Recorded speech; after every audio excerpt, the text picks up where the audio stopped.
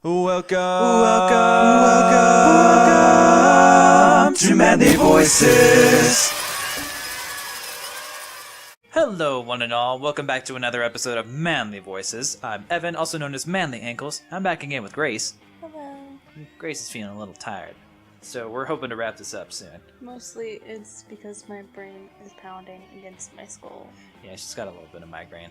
So we're gonna take this one real low energy and no over shouting or exerting. Hey, look, it's Damien!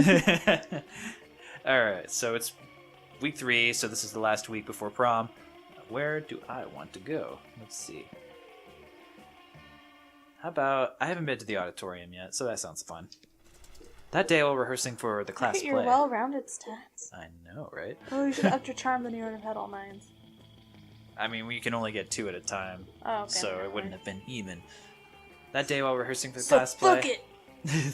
It's as though the muses themselves have decided to give you a figurative blowjob. Your performance is intense and inspiring. So is my mustache. It'll be remembered for generations, which is pretty rad by high school play standards. You gain 2 creativity. Having stretched, kicked faces, and belted for the gods, it's time to get down to business. Rehearsing the classic musical Anti-Mame. And now, my sweet damsel in distress, prepare to die!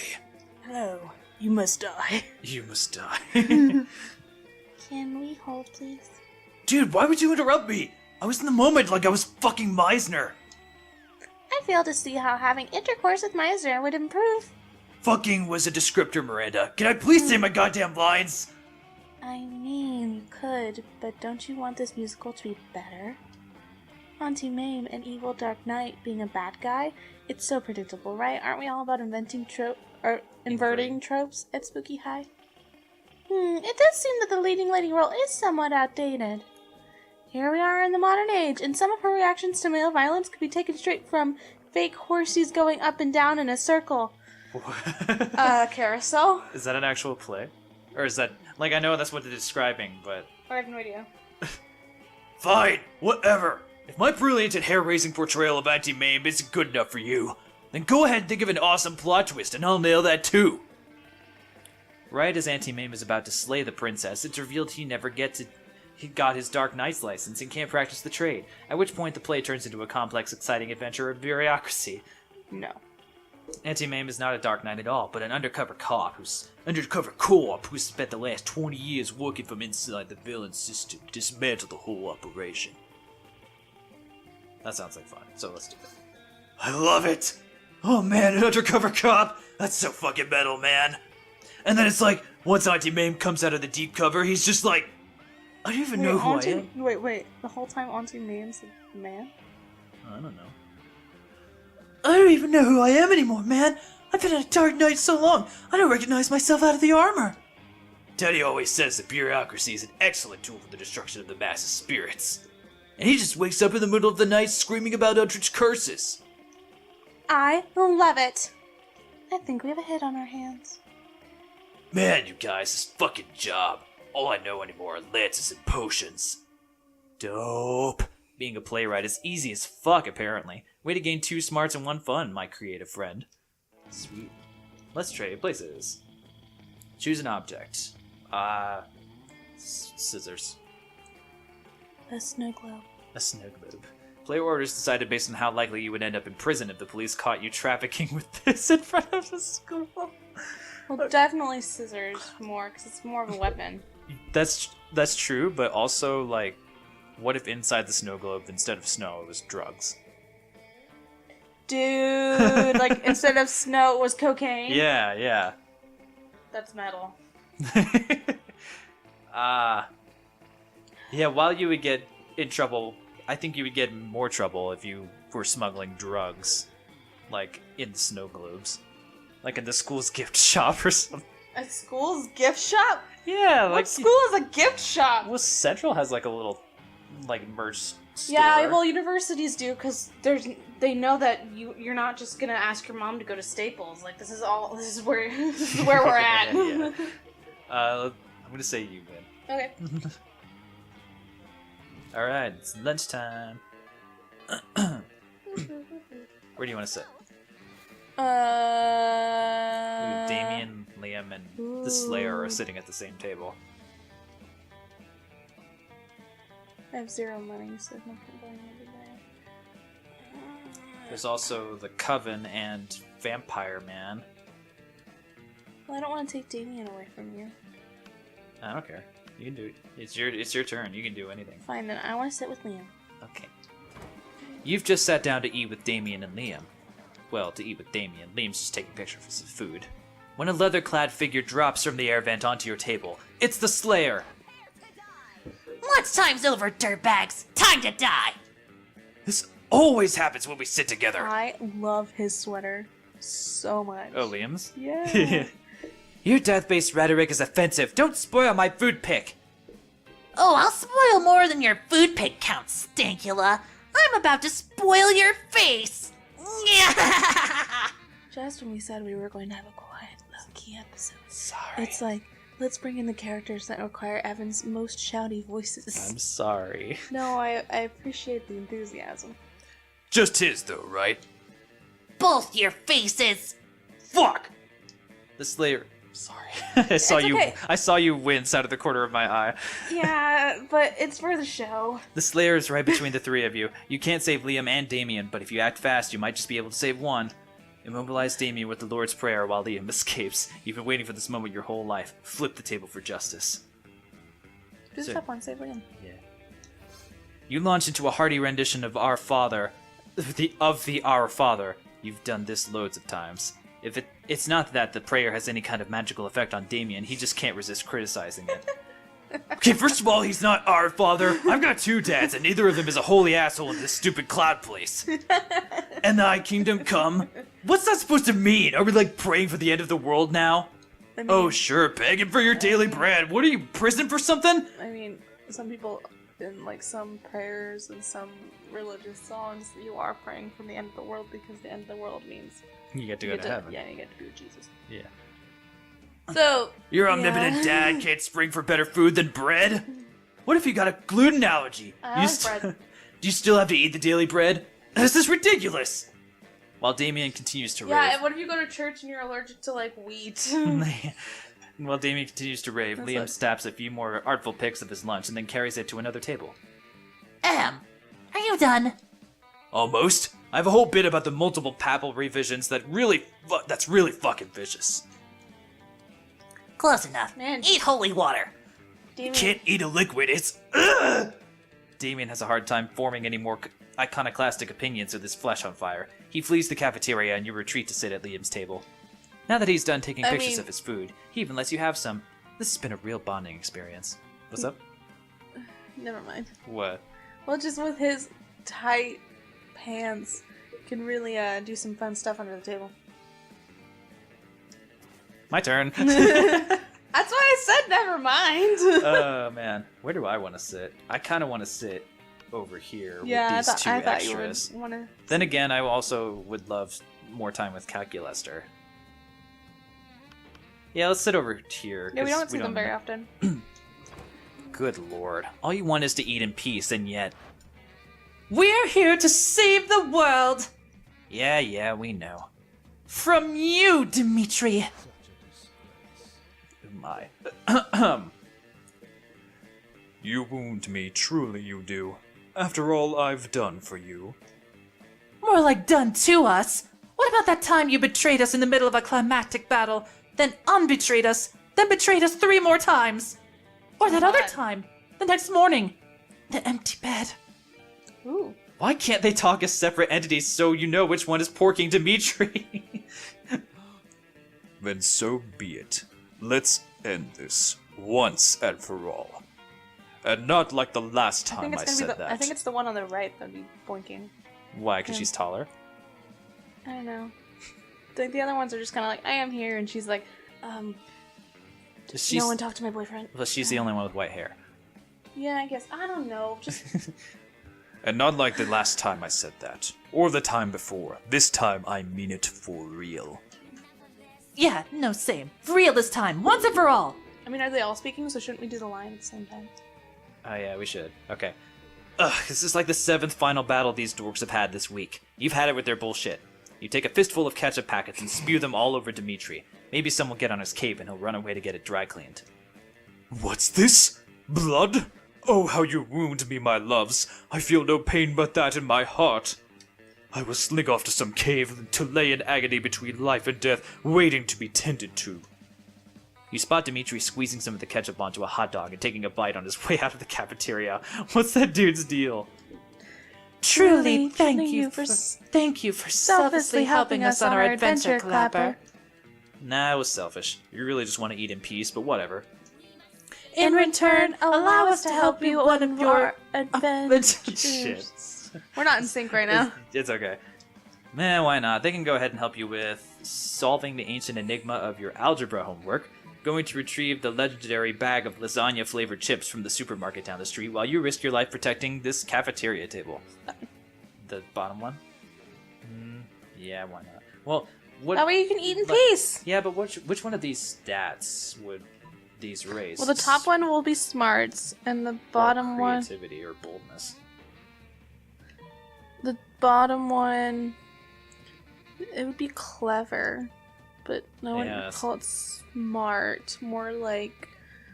I don't know. Let's do the bottom one. Lasagna-flavored chips sound amazing. We have heard tell of these lasagna-flavored chips, mostly through pleasant songs coming to us from our phones in 10-second increments. Very well, as long as you promise to guard this cafeteria table with your life. Wait, Why do we need to guard this? Never mind, whatever. You helped us, we'll help you. That's what decent people do. That's what decent people do? Okay, Coven, sure, whatever. I bet they always try their best selves. Try to be their best selves. Why are they even at this school? All right, here are your chips. Don't ask why it took so long. Took like 2 seconds. It doesn't matter who was or wasn't making out with a near-death Dimitri in a secret cave somewhere as the wet shirt clung dramatically to his chiseled abs and his breathing was ragged. And he danced on the edge of life and death, and a tough choice had to be made as to whether to spare his life. Here's your change, goodbye! Your change? You didn't give them any money. Oh, maybe did you gain money for this? Well, in their hurry to avoid further questions, not that you were going to ask, you really don't care. You gave me 4 money. Hell yeah. That's a lot of money. Sweet. Let's trade places. Oh, wait, this next one's the last round. Choose something cool. Ice cream? Penguins. Player orders decided based on how cool it would be if 100 years from now, humankind built a 200-foot statue commemorating the selected thing. I have to say... It probably would be penguins because Yes. Well, like they would have to do it in order to A, commemorate the prevention of the extinction of said animal, or in memorial of the extinction of said animal. If penguins die because of human causes, I will be so angry. You know, it's real. The penguins. Don't worry, they'll be around for a long time. There's penguins on my mug, guys. I love them. Grace loves penguins. And we will make sure their extinction does not happen. Alright, where do you want to go? Well, do you want to do it next time, or do you want to... We'll just make this the last episode. Okay.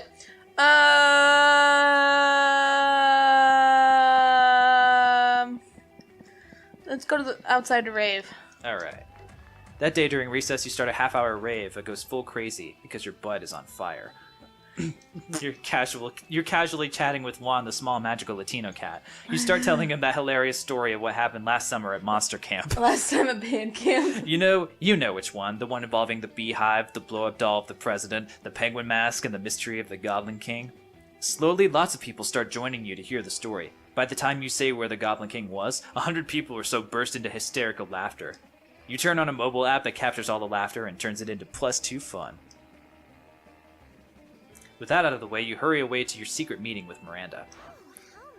Well done. My co-conspirator Operation Make Liam Popular Again is a rousing success. A rousing success? A rousing success. Dude, I don't have my glasses on. And for the record... Well, you still read it... Like, you just didn't pronounce it right. It doesn't really matter how you read it. And for the record, I did discover that Liam was popular for the 3-month period in the early 16th century, so the name fits. All right. And all that remains for us is to wait for prom and celebrate our...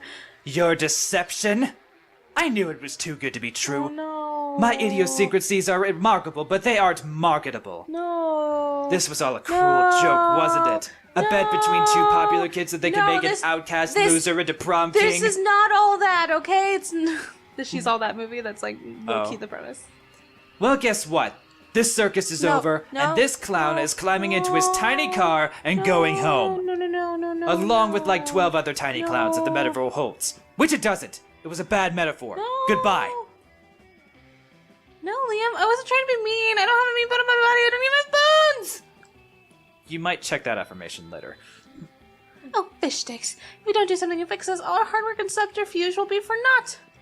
How can we make amends? Surely not with some sort of overwrought romantic gesture, defying all logic. You tell Miranda not to worry. Boombox in the air! You've seen plenty of teen rom-coms. You know how this part goes. That's a different movie, but that's okay.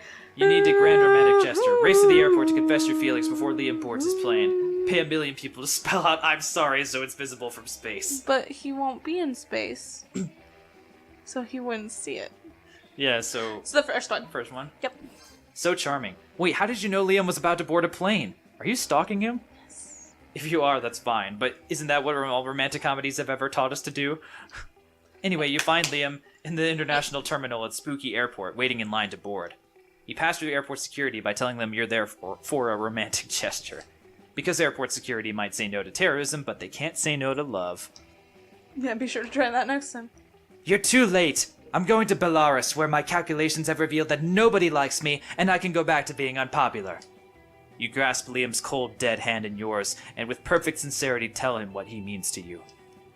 Nothing. Don't you see? You say. Oh, you can say this.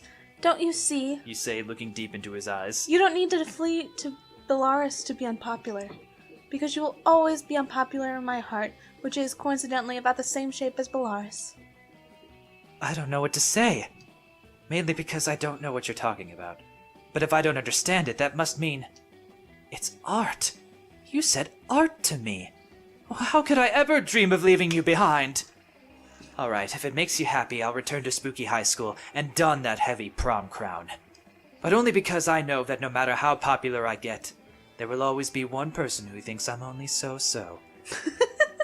The people in the airport lie and clap and cheer, clearly not understanding anything you two just said to each other. Oh my god, that's so tiny. Liam accompanies you back to school, and you gain +2 creativity and +1 smarts. Also, you should visit a hospital since your heart being the shape of Belarus can't mean anything good health-wise. Alright. Let me see. I'm gonna just take one last trip to the bathroom. That day you skip class intending to spend the term in the bathrooms, but you encounter 3 wild hyenas on the way there. Who the fuck runs security here? Anyway, you subdue them with the help of a hair comb, which I have in my picture. God bless the monster scouts and all of the idiotic scenarios they're prepared you for. Alright, you gain +2 boldness. You're daydreaming about how Damien would look walking down the aisle towards you. Cute. When you see Damien walking down the hallway towards you. Yo, so listen, don't be uncool about this or make it a big thing, but I think you're pretty rad. Like, maybe even as rad as I am. So I thought it might be sweet if we could, do some crime together. Let's steal a car tonight. Would you be into that? I mean, could you even fucking handle that? Yes, of course you would. Commit a felony with me and drive into the sunrise. And would. And should. What kind of crime are you into these days? Quick, suggest the most badass and romantic crime for an excellent date with Damien. Let's steal a motherfucking car tonight. Tax fraud and light treason. Dinner in a movie. Only the dinner is arson, and the movie is also arson. Well, he loves fire. Absolutely, it's got to be this one. What? Arson and arson? Sounds like my kind of night. Damien picks you up and presents you with a bouquet of matches and lighters, which you blush and happily accept. Well, I mean, he seems down right now. You smile demurely as Damien pulls out your chair for you, and then sets it on fire. You confidently order off the menu for both of you before setting both menus on fire. After a delicious meal, the two of you flirtily squabble over whose absolute pleasure it would be to pick up the check as the flames rage high all around you. Ready to head out for more arson? Heck yeah, you are. The two of you head to a movie, immediately setting your ticket stubs on fire. I don't care what this thing says, I think this was the best option. You take your seats and then set the front row in front of you on fire. But halfway through the movie, the flames start to subside and you quickly jump to add literal fuel to the fire. Soon the flames have engulfed the scream, fulfilling your promise of more arson, but Damien doesn't look pleased. What the hell? I was watching that! The boy met the girl, the boy lost the girl! How will I ever know if he gets the girl back? Fuck, good point. Apparently films are more compelling even than more arson. You don't know if the boy will get the girl, but it looks like you might not get Damien. You lose 2 smarts and 1 charm. Fucking fuck. Alright, the monster prom draws near. Hopefully this will work out for me. Alright, you're gonna ask, Liam, yeah, right. Yes. And Clapper will ask Damien. Hell yeah. Alright. Me. Dun, You finally dun, pluck up your dun, courage to ask your beloved to dun, go to Monster dun, Prom with you. dun. Prom? With you? Stupid fuck! Aw. I need spice in my life. Are you not bold enough? If you were spiced, you would be... some fucking bland spice! But he's been super into you this whole time! It's because I fucked up our date. I ruined our movie and it ruined everything. Stupid, stupid, stupid. Clearly this was too much for you. You abandoned high school and spent the rest of your life designing a robot for sex purposes. Sorry. You're so into you this whole I time. know. Unfortunately, as soon as your robot lover got true AI, it rejected you. Oh no! Oh. Alright, Kolfslaw. Who could have foreseen this? Liam and Kolfslaw, prom royalty. We did. It was all our plan. We fought for love and love won. Liam is popular again. Huzzah! Anyway, after all these years spent avoiding cliches, this doesn't feel as bad as I imagined. Maybe doing a 180-degree turn from cliches is good, but embracing cliches is like making a 360-degree turn from them. So disruptive. So all the way around back to them. At that moment, Miranda becomes distracted by some other wacky plan and leaves you with Liam mumbling to himself, such a lovable dork. Prom night arrives and the two of you decide to embrace all cliches, from slow dancing to actually having fun. Aww, after the coronation, Liam admits he's having a great time, which is causing him to reflect on all the cliches he avoided all these years, which he could now embrace. Then he puts his hands over yours and says, "And you know what the biggest cliche I've been avoiding is? Love. And I don't even care how cheesy that sounded." Boy, that was cheesy, but you know what? You don't care either. I love cheese. Alright, we got a new secret ending out of that. 17 new events and new outcomes. A Clapper is the best at whispering nasty stuff to birds.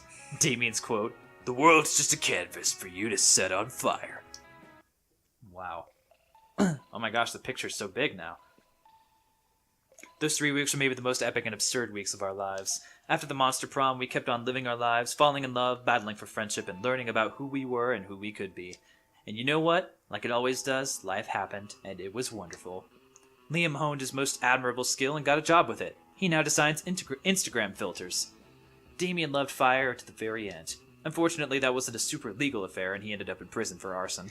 Fortunately, prison was flammable.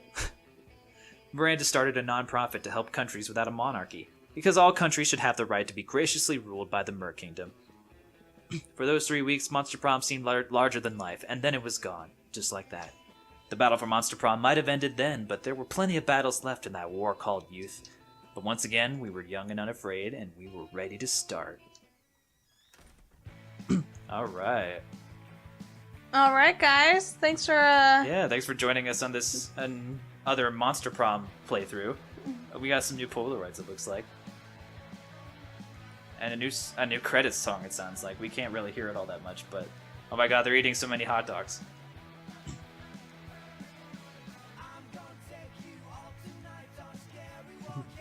Yeah, this was super fun. Can't wait to come back to this again, because we will definitely play it again. Hopefully with Gabs and Lacey joining us, so we can make it a huge party thing. But yeah, what do you think would be another secret ending to tackle? Like, Oh, probably Or one we- of those going by yourselves with one of the items that you buy. Yeah. I'm super fucking intrigued about that penguin mask because I just don't know what the hell you do with it. Anyway. Yeah. Thank you everybody so much for watching. The shop has a paper map. Ooh. Nice. All right. We have Well, 5 new images in the gallery. Cool. subscribe if you want to see our new voice adventures and tell us what you want us to do next. Yeah. Yeah. All right. Next time. See ya. Goodbye, Bye, everybody.